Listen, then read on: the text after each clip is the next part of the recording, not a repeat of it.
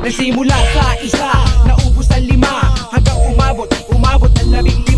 Pagdating ng 20, hindi na makatayo. Busog na busog, lubog na sa pagkaupo. Yan na nga ba sinasabi, hindi naman babae. Di ba yung mga ganun?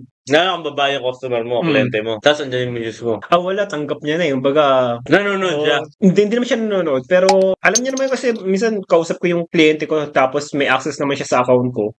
Baga nababasa yung conversation namin. Yun na lang, no? Pero pagka mismong gawaan na, Di naman siya nanonood. Di siya nanonood. Kasi mahirap kasi studio mo.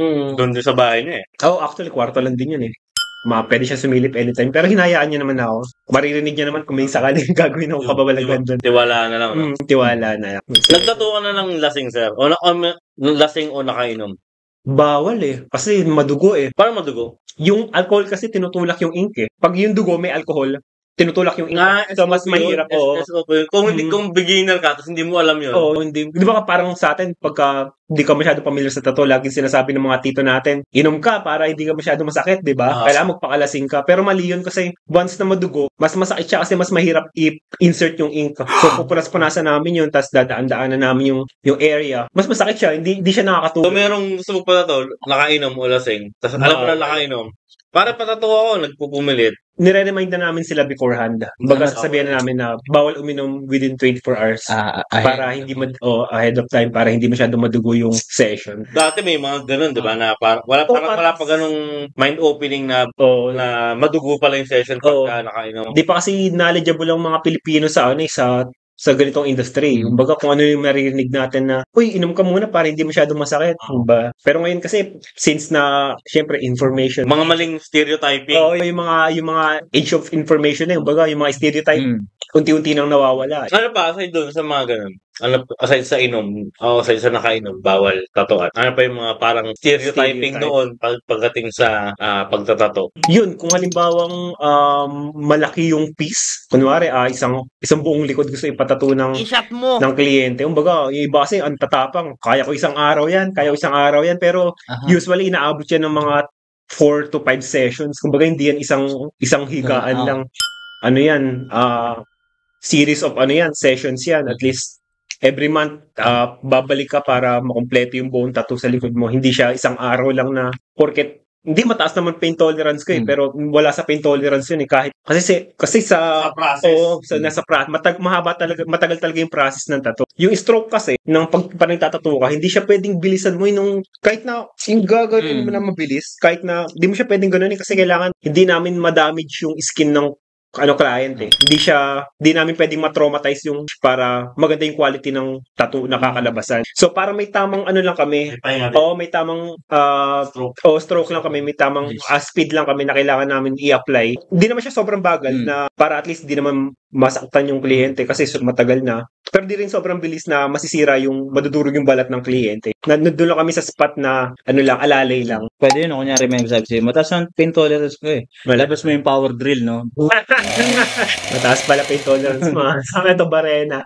Siguro din na dumedepende rin kayo dun sa balat nung kliyente nyo. Kasi hindi naman pare-pares. Balat, diba? Parang ito yung standard na stroke ko, ito yung standard na pressure ko, yung speed ko. Pero dito, parang nakakailang turok pa lang ako, parang namamantal na, namamagana, gano'n. Pagka gano'n, may na-encounter ka bang gano'n? Marami, most of the time, especially depende sa part ng tinatatuan. Sa mga part na naaarawan, yan, kunyari ito, sa part na ito naaarawan, medyo makunat na yung balat dito eh. So, madali lang magtrabaho dito. Madaling i-insert yung ink. So, the more na makunat, the more na makunat, the more na mas madali. Sa mga part na hindi naaarawan, kunwari yan dito, sa bandang kilikili, sa dibdib, yan, medyo madugo yung part na yan, tapos namamantal, nag-embossed. So, medyo mahirap siya tatuan. Wala nang problema. Kaya naman namin, since pagka medyo sanay ka na magtato, kahit na medyo namumula siya or nag-uumbok, di naman siya sobrang hirap. Medyo mapapatagalan yung procedure. Kasi kailangan mag-settle muna yung skin bago namin balik-balikan yung area na yun. Kumbaga, kunwari, tinatuan namin sila sa part na, sa upper part. Then, hindi kami pwedeng mag-stay doon ng matagal.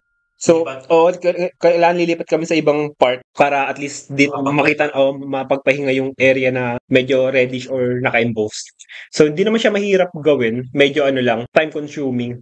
Makikita ka agad yung reaction ng balat sa ginawa mo sa kanya. Minsan, isang stroke pa lang or isang line pa lang, nakabangka na.